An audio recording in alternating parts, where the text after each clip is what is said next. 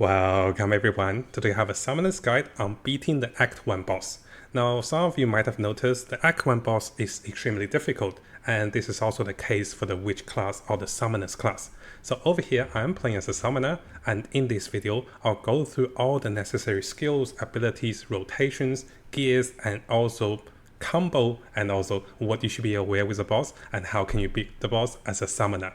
So coming over to my character, starting with the choice of gears, and I'll teach you guys how to enhance your gears to get even more power. One of the first things you can notice is you should be looking for a circuit that +1 to minion skills, and this is essential. It is possible guys to actually purchase those circuits with the NPCs. Oh, that NPC actually went away because he probably came over here. Yeah, when they're here, I'm going to talk to him. I'm actually going to buy the circuit if he has those available. Okay, this time he does have a twink circuit. So what you should be looking for is, you should be looking for circuits like this and then try to roll, see if you get lucky. Now, it is not the most expensive for the blue ones, for the magical ones, and if you do see one with a +1 or minion skills, that is a jackpot. This will enhance your damage by at least 20%. After this, the next thing you want to look for are the scepters. So similar to over here, come over to this NPC. Now, so come over to Una, and what you're looking for is you're looking for a rare scepter if you can find it. If you can't find a rare scepter, a blue one can still work, a magical one. Ideally, you want to have items that provide you with allies in your presence gaining additional damage, attack speed, casting speed. So you want anything that can buff your allies. And those two are the major ones for the summoners to gain a lot of power. Other than that, you can find chest pieces that provide you with more spirit.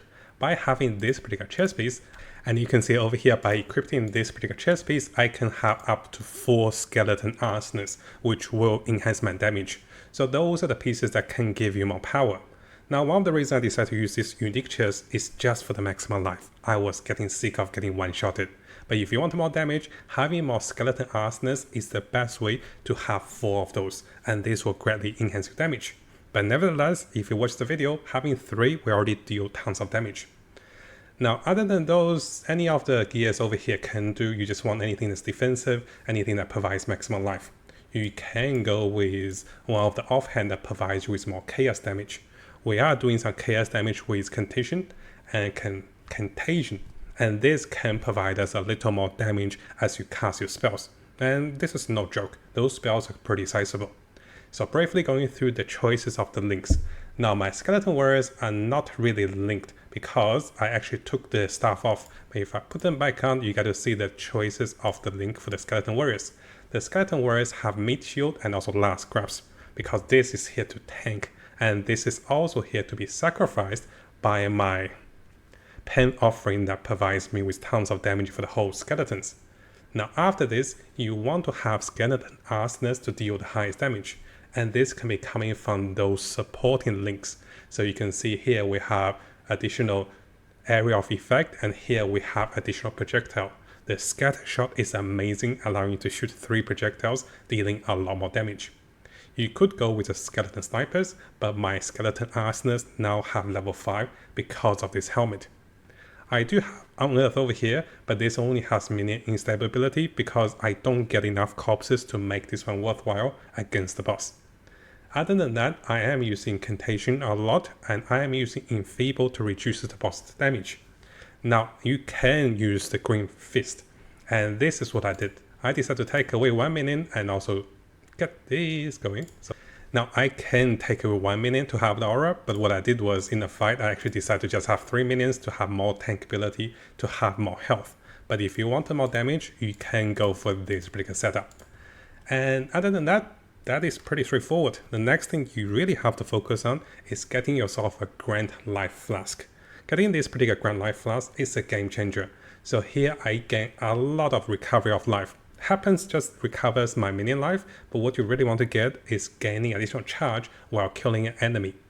Now compared to the other flasks, even though these have a massive increase of amount, it's just not comparable compared to the Grand Life Flask. So the Grand Life Flask will give you more healing, and if you can roll for something better, this is going to help you to survive against the boss. And finally, of course, you do want to boost with increased movement speed, and this will be the game changer. So also make sure that you get your stuff ready, because this one requires strength. If I had this on, this piece wouldn't work right. So they're a bit of flipping around, and you want to get maximum life whenever you can. With a bit of life regen, it's also not bad. Now, briefly looking at my passive skill tree, I am only level 16, so I went over here all the way for all the minion damage node. I did not go here to get energy shield, simply because my chest piece is not here to give energy shield. That's why I went for the maximum life. But on the other hand, in the future, if I want to go with another form of ways to go, and this chest happened to give me energy shield, I can come over here to gain some energy shield. But at the moment, it doesn't work that way, so I didn't go for those defensive knots. So I went over here for more minion life and also more minion revival, faster speed. You can then come over here for the more minion movement speed, attack speed, and also cast speed for a boost of damage. So coming over to the replays, and let me explain the phases and also how you can deal with the boss as a summoner. Right away when you start, you want to spike one of your skeleton warriors to boost the damage of the entire team. Well, the boss killed most of my skeletons, but we still did enough damage. At the same time, you always want to apply Cantation to have the damage over time, and also try to weaken the boss's damage whenever you can with Enfeeble, but don't waste too much mana. You can start to cast your Unearth and try to roll out of the boss's hits if you can, but even if you get hit, you can try to use your potions and it will come back, so the first phase is not that difficult. And once you get the boss below 50% HP, sometimes the boss will get stunned, staggered for you to deal the highest damage. During this time, make sure you have a pike ready to pike one of your skeleton warriors for the highest damage boost. And after that, what you want to see is you can then continuously move around to dodge this particular ability. This is by far one of the harder ones to dodge if you're not familiar, but once you get used to it, moving around will be pretty beneficial, and it's not too difficult. And once you get used to it, you actually get pretty good at it after you die a few times. But yes, practice makes perfect. The full rotation focuses on you to spike your skeleton warrior to boost the team's damage while using Cantation and also Enfeeble onto the smaller enemies, while using your Unearth to summon more minions by killing the little summons coming from the boss. So the entire fight will be focused on you surviving. There is no enrage timer, and as for the summoners, you deal the highest damage when the summons units comes back to life, and then you can spike one of your skeleton warriors, and this is the biggest highlight.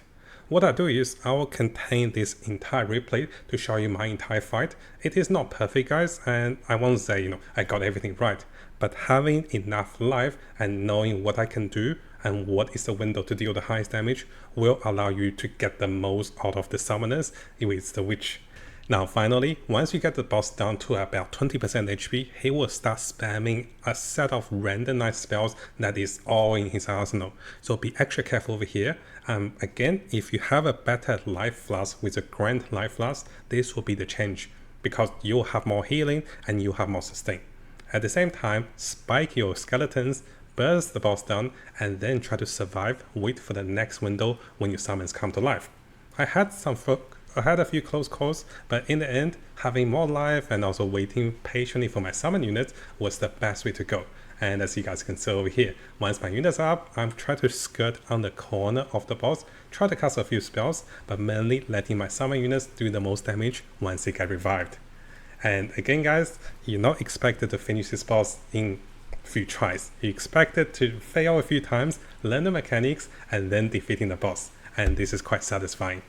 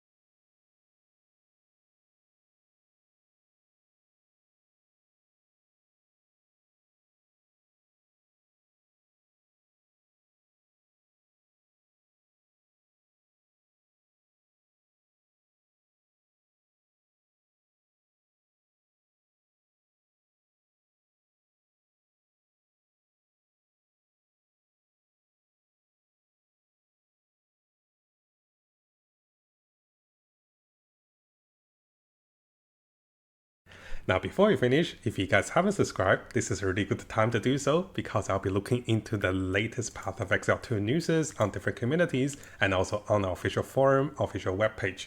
I'll also be looking into the best build for each of the class as the meta develops with the Chinese and also the English community. So stay tuned for the latest update and also guides for Path of Exile 2. And of course, this is gonna be a big month for us. And I'll try to bring you guys all of the latest content and also guides for Path of Exile 2 to come.